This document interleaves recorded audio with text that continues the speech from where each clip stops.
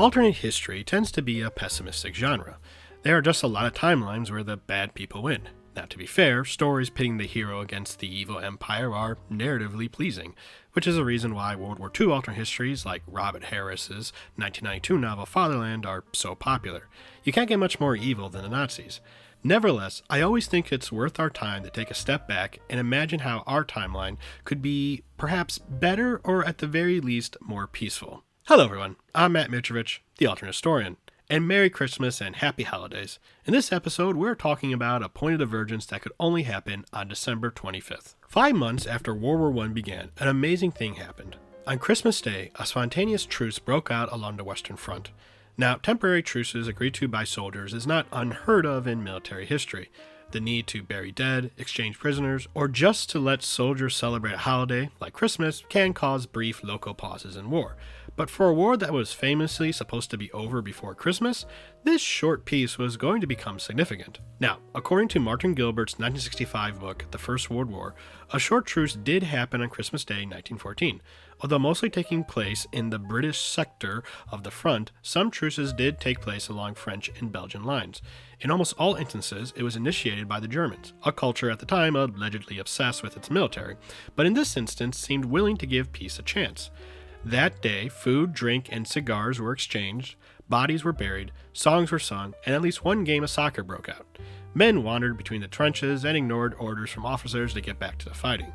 Although the leadership of both sides tried to censor it, news of the truce spread across the world as soldiers wrote letters home to their families. Nevertheless, the truce didn't have much of an impact on the war itself. There was still fighting and dying along parts of the front that Christmas, and generals on both sides who found the truce distasteful took steps to make sure nothing similar happened in the future. As the war dragged on, future truces on the holidays were discouraged, and attempts were punished, if only mildly.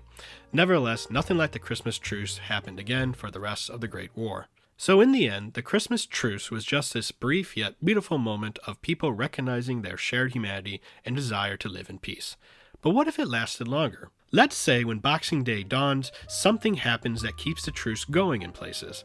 I don't know, maybe just a few chance encounters between different individuals on those quiet battlefields snowballed into something more. Something that made those men look around and ask, what the heck are we even doing here? Thus the soldiers greet tomorrow, and the next day, and the day after that, with a refusal to keep fighting. Overreactions by senior officers who use heavy-handed tactics on their troops backfire, getting themselves restrained or killed in the process, and this starts a full-blown mutiny. Lacking leadership, radicals among the units set up councils, much like the Soviets in the Russian Revolution, who coordinate with their counterparts on the other side of no man's land, assuming language barriers aren't too much of a difficulty. The Christmas mutiny doesn't happen all at once. Many parts of the front continue to see fighting, but news starts to spread. Some mutineers give up when troops are brought in to arrest them, but others resist, and in some cases the reinforcements balk when ordered to fire on the mutineers, and thus join the mutiny. The events of 1915 increasingly diverge from our own, as the high commands on both sides are in a state of shock and confusion as more and more soldiers join the mutiny, and resist attempts to bring them into line.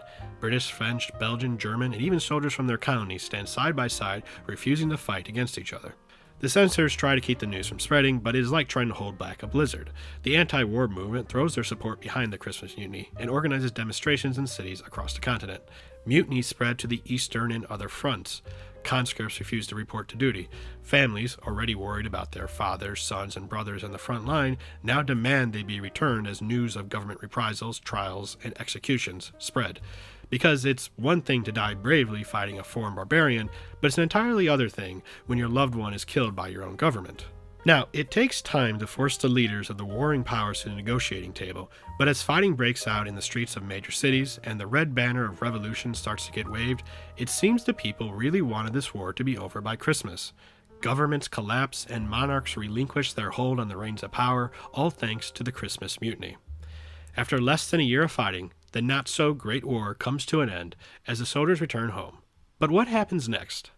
Well, Stanley Weintraub's 2001 book, Silent Night, The Story of the World War I Christmas Truce, actually had a whole chapter discussing what could happen if the Christmas truce is permanent. And while Weintraub does not go into any detail on how this happened, he does discuss what could happen afterwards if it did, and I found some of his ideas interesting. First and foremost, the loss of life in this Great War would only be a fraction of what happened in our timeline. Although if we're lucky, a certain German corporal is killed attempting to suppress the Christmas Mutiny, which is kind of what happened in Harry Turtledove's 2019 Sidewise award-winning short story, Christmas Truce. But Weintraub doesn't think things would just go back to the status quo. So while the German and Russian revolutions wouldn't exactly happen, it's plausible that the emperors in both nations would be politely, yet firmly, asked to accept a constitutional monarchy. That way, Tsar Nicholas can just focus on being a good dad, while the Reichstag rolls its collective eyes on whatever Kaiser Wilhelm is throwing a tantrum about. In the future, the British royals get more competition as tourist attractions. Meanwhile, multi-ethnic empires might struggle to hold together as the ideas of the Christmas Mutiny inspire people to recognize the self-determination of others. Austria-Hungary falls apart, the Arabs win their independence, but with no Balfour Declaration, so Israel may not exist, and perhaps even Russia gives independence to some of the people under their rule. That said, Weintraub thinks the Christmas Mutiny might have delayed or even prevented decolonization, but personally I think it may happen even earlier. Sure, the Europeans of these alternate 1910s would probably still have a lot of paternalistic, imperialist attitudes about the rest of the world, but they may lack a desire to use the military to suppress dissent in the colonies. Thus, the whole globe gets reshaped by the Christmas Mutiny. And while I do agree with Weintraub that the camaraderie between the former warring states due to the Christmas Mutiny would lead to them forming a European Union ahead of schedule to prevent future wars, I disagree with who would be leading it. Now, Weintraub suggests this union would be German-led, but I'm not so sure. I mean, it's possible Russia could be a member of this union as well, and having missed out on most of World War I, the Russian Revolution and the Civil War, Stalinism and World War II, they would have a much larger population with access to most of the same resources that made the Soviet Union a superpower. Thus, I think this alternate European Union is de facto led by a democratic Russia. Of course, we can't be too optimistic. Weintraub suggests that France might go fascist in this alternate history, although I'm not entirely sure. Any successful Christmas mutiny would likely need support from French troops. I do, however, think his ideas regarding Japan missing out on the revolutions happening in Europe means that they would likely continue to be imperialistic. It is thus plausible that they would expand their sphere of influence in East Asia and elsewhere. Perhaps they would even invade China like they did in our timeline in 1937 on the assumption that no one would try to stop them.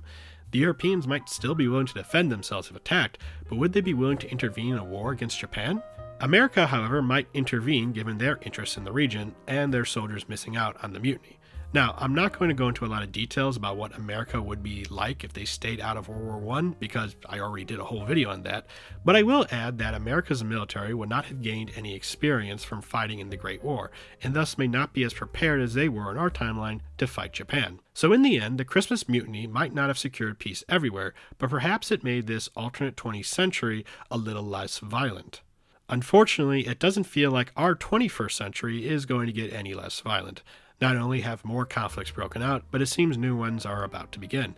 It almost feels that the dream of a planet finally at peace is becoming more of a fantasy than it already is. That is what makes, in my opinion, the Christmas Truce of 1914 special. Because to us in the present, with our knowledge of what came afterward, and what seems to be waiting for us on the horizon, it seemed like the last best chance for peace. And while it is too late to change the past, there is always time, no matter how naive it may sound, to put the guns down and finally embrace peace. Well, that is what to say on the subject. If you enjoy what I do, please like, comment, subscribe, click that bell icon, share this video, or support me on Patreon. I'm Matt Mitrovich, the Alternate Historian. Bye.